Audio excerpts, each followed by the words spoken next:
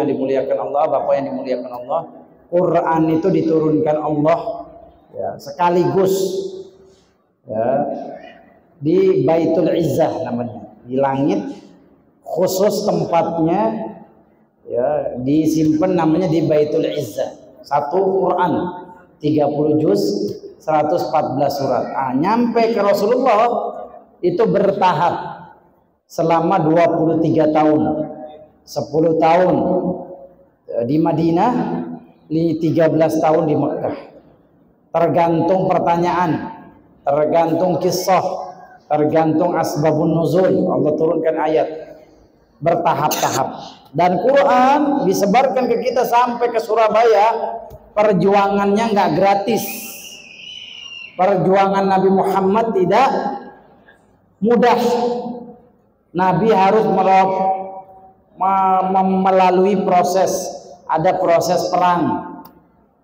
Nabi mesti perang dulu Bu, untuk menyampaikan Al-Quran ke hati manusia.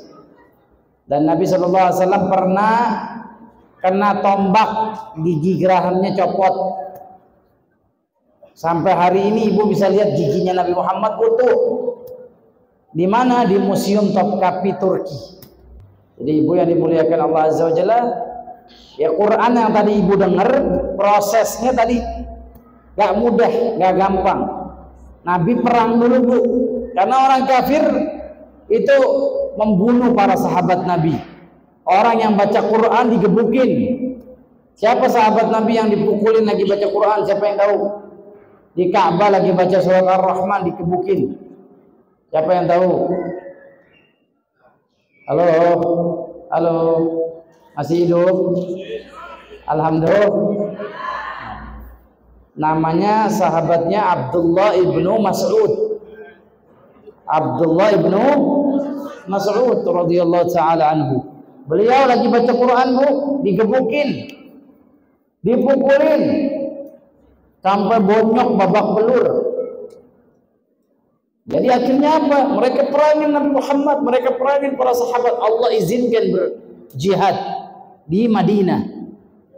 Tepatnya tahun 1 Hijriah. Itulah yang namanya perang apa namanya? Badar. 313 kaum muslimin melawan 1000 orang kafir Quraisy. 1000, bayangkan Bu.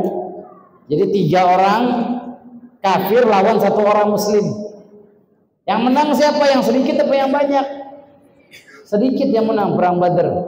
Makanya Allah berfirman, "Kam min fi'atin qalilatin ghalabat fi'atan katsiratan biiznillah." Berapa banyak kelompok besar kalah sama kelompok kecil. Makanya Al-Mujahidin nggak usah patah semangat. Oh, yang ikut pengajian sedikit, yang ikut pengajian cuma 10 orang, nggak usah putus asa, nggak usah kecil hati. Karena yang 10 orang ini kalau dia benar-benar mengamalkan Quran bisa ngalahin 1 juta orang. Yang 10 orang Pak bisa ngalahin puluhan juta orang. Jadi kita nggak ngelihat jumlah, lihat kaum muslimin banyak 2 miliar, tapi lawan Israel yang 7 juta kalah kita. Karena umat Islamnya tidak berkualitas. Tapi dulu zaman Rasulullah umat Islamnya berkualitas. Para sahabat Nabi membaca Al-Quran, menghafalkan Quran. Setiap hari hidupnya bersama Quran. Di hati mereka Quran, mulutnya Quran, matanya Quran, tangannya Quran, kakinya jalan bersama Quran. Makanya lawan orang kafir gak takut, menang. Sampailah Islam ke negeri kita Indonesia. Perjuangannya jihad, harta, bahkan nyawa. Kita alhamdulillah menikmatinya enak aja. Saya mau nanya ibu-ibu di sini, ada nggak yang baca Quran digebukin? Halo, halo, nggak enak nih ibu baca Quran. Ada orang non Islam ke rumah ibu lemparin batu, nggak ada. Alhamdulillah. Nah, untuk nyampe para sahabat kasih darah dulu, kasih nyawa, kasih harta, uangnya diberikan untuk jihad.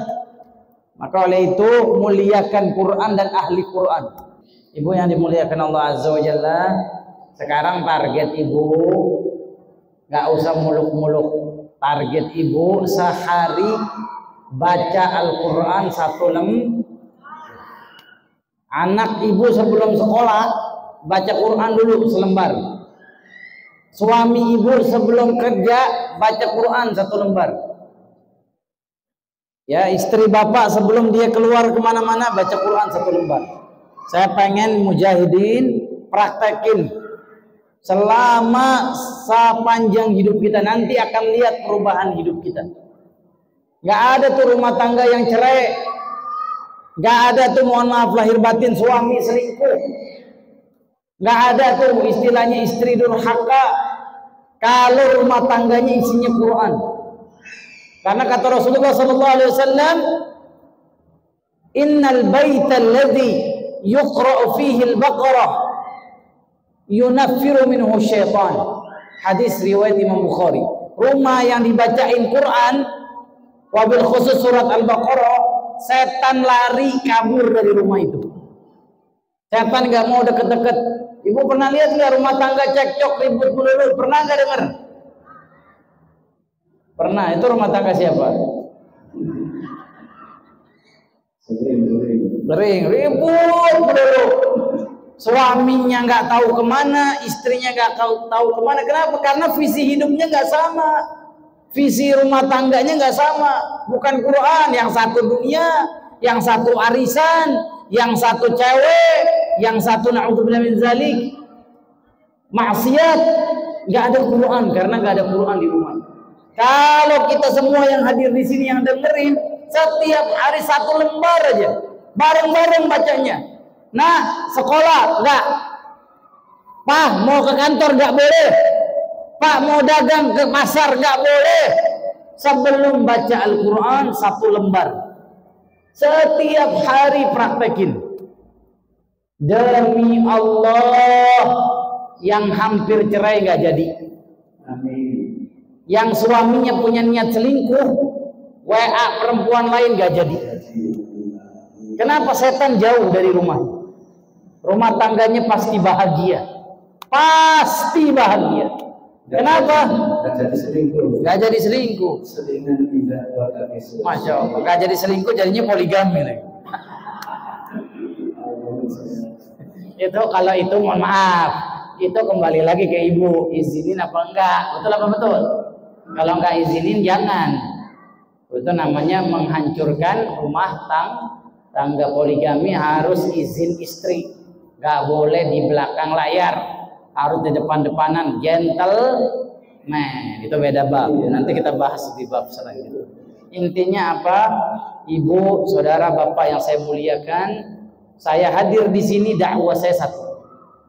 Seperti Nabi Muhammad SAW mengajak umat kembali kepada Al-Quran. Allah berfirman, "Fa in tanaza'tum fi syai'in farudduhu ilallahi war rasul." Kalau punya masalah apapun, kembalilah kepada Allah, kembalilah kepada Nabi Muhammad. Bangsa ini sakit, bangsa ini sedang mengalami krisis, yang miskin makin miskin. Kenapa? Karena kezaliman merajalela. Kenapa? Hidupnya tidak bersama Quran, hidupnya tidak bersama aturan Allah Azza wa Jalla. Jadi pejabat korupsi, betul apa betul?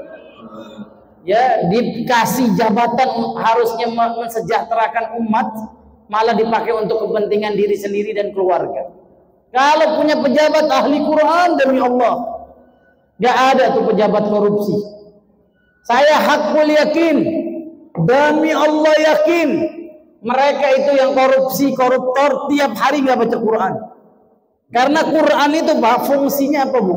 Membersihkan hati. Ingat fungsinya Quran apa?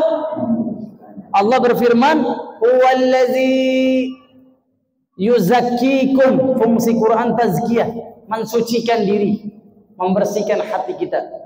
Makanya kata sahabat Utsman bin Affan, Pak Kiai, "Lau tahurat qulubukum ma syabi'at min kalamir rahman." Ini kata-katanya indah. Kata-kata Utsman bin Affan itu indah banget. Kalau hati kalian bersih, kalian tidak akan kenyang baca Quran. Kalau hati saya bersih, Bu, baca Quran itu kebutuhan kayak makan. Saya mau nanya di sini, kalau nggak sarapan tadi pagi bisa nggak hidup? Ibu tadi pagi nggak sarapan, badannya lemes nggak? Kalau pagi sarapannya pakai apa? Nasi uduk, laku nggak nasi uduk di Surabaya? Nasi uduk. Kamu kalau pagi sarapan apa sayang? Sarapan nasi, roti. Ya nggak? Kalau nggak sarapan kita lemes. Tuh lihat. Orang beriman menjadikan Quran kayak makanan. Kalau nggak baca Quran, saya lemes hatinya. Jiwa saya nggak tenang, jiwa saya nggak bisa, nggak kuat. Wah luar biasa. Kalau kita udah jadikan Quran kebutuhan hidup, bersih hati kita tandai. Kalau nggak baca Quran, hidup saya nggak tenang, hidup saya nggak bahagia. Ini PR saya ibu-ibu semua. Jadikan Surabaya negeri Quran. Satelit yang paling bisa menunjukkan ke surga, satelit Al-Quranul Karim, kompas kehidupan yang mengarahkan kita ke surga. Makanya di antara doa Nabi Muhammad apa bu? Allahumma ja'alil Qur'ana rabi'a qulubina. Ya Allah, jadikan Quran sebagai sumber kebahagiaan hati saya. Itu doa Nabi Muhammad. Jadikan Quran sumber kebahagiaan saya. Gak bahagia saya kalau nggak ada Quran, kata Nabi Muhammad sallallahu alaihi wasallam. Dan mukjizat, satu-satunya mukjizat kitab suci yang nggak bisa dirubah sama manusia cuma satu, Al-Quranul Karim. Dulu ada kitab suci Allah turunkan ke bumi, namanya apa? Zabur. Turun ke Nabi Daud alaihissalam, dirubah manusia. Sekarang udah dicabut, yang asli dicabut oleh Allah Azza wa Jalla. Turun lagi kitab namanya Taurat kepada Nabi Musa alaihissalam, dirubah sama orang-orang Yahudi. Yukharrifuna al-kalim an mawadhi'ihi, diangkat lagi ke langit yang asli. Injil turun ke Nabi Isa alaihissalam, dirubah sama manusia. Orang-orang Nasrani diangkat yang asli ke langit. Tapi Al-Quran Allah Azza wa Jalla jaga sampai hari ini. Ada manusia yang gak mau baca sumber kebahagiaan. Ada manusia yang ogah-ogahan, acuh tak acuh, maka dia tidak bersyukur atas nikmat Islam, tidak bersyukur atas nikmat iman. Bahagia yang saya muliakan, ini ibu Jumat habis sholat asar sampai maghrib, para ulama mayoritas sepakat waktu diijabahnya doa. Makanya ibu dapat kesempatan nih hadir di sini, istimewa banget. Kata Rasulullah SAW, inna fil jumu'ati la sa'atan la yuwafiquha al-muslim yad'u Allah illa a'tahu iyyahu. Ada satu waktu di hari Jumat, kalau kita berdoa di waktu tersebut, Allah akan kabulkan permintaan kita apa aja. Dan waktu itu kata para ulama, di antaranya Imam Ibnu Qayyim al-Jauziyah, antara habis asar sampai maghrib. Jadi sekarang saya mau ibu-ibu sambil melihat ke elang, melihat ke Ilma, mudah-mudahan punya anak hafizatul Quran. Ya, sambil ngelihat ke Kiai Mas Saad, insyaallah Allah Azza wa Jalla jadikan kita pejuang-pejuang Quran. Insyaallah yang punya utang, utangnya lunas. Ini yang aminnya kenceng, utangnya banyak. Insyaallah yang belum dapat jodoh, keluar Masjid Mujahidin udah dikasih jodoh.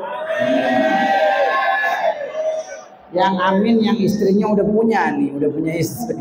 Kenapa orang itu tidak baca Quran? Karena dosanya banyak. Ada satu orang nanya ke seorang ulama, wahai alim, kiai, Pak Ustadz, kok saya kalau malam gak bisa sholat tahajud, susah bangun sholat tahajud. Apa jawaban ulama ini? Laqad athqalatka dzunubuka. Kamu ini diberatin dari bangun sholat malam, sholat tahajud gara-gara dosa-dosa kamu.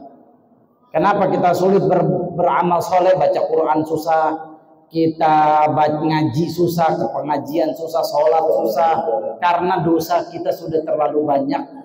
Akhirnya kita sulit dekat sama Allah Azza wa Jalla. Maka insya Allah setiap bulannya kita istighfar, mengkaji kandungan istighfar, sambil kita muhasabah, evaluasi sejauh mana amal soleh kita. Karena orang yang cerdas, orang yang mengingat kematian. dan mempersiapkan amal setelah kematian dia. Itu orang cerdas. Jadi Bu, orang cerdas bukan yang sarjana, bukan yang MS2, bukan yang profesor, bukan. Itu belum pasti cerdas. Tapi yang sudah pasti cerdas, dia tahu dia mau mati dan sibuk mempersiapkan amal untuk setelah kematian dia, yaitu akhirat. Saya melihat Pak Kiai, kenapa Indonesia menjadi negara korupsinya paling juara, malingnya paling juara, judi online-nya makin juara, ya, prostitusinya juara, semuanya juara Indonesia. Narkobanya juara. Karena apa? Yang ngaji cuma salah satu rumah tangga. Istrinya rajin ngaji, suaminya nggak ngaji. Suaminya rajin ngaji, istrinya malas ngaji. Nggak akan berhasil dakwah kita. Allah Subhanahu wa taala berfirman, "Ya ayyuhalladzina amanu qu anfusakum wa ahlikum nara." Quran bilang apa? Jaga dirimu dan keluargamu. Kata Imam Ali bin Abi Thalib, wajib hukumnya seorang ayah mengajarkan anaknya hukum Allah. Ini loh nak, perintah Allah, ini loh nak, larangan Allah. Baru kita bisa terbebas dari api neraka.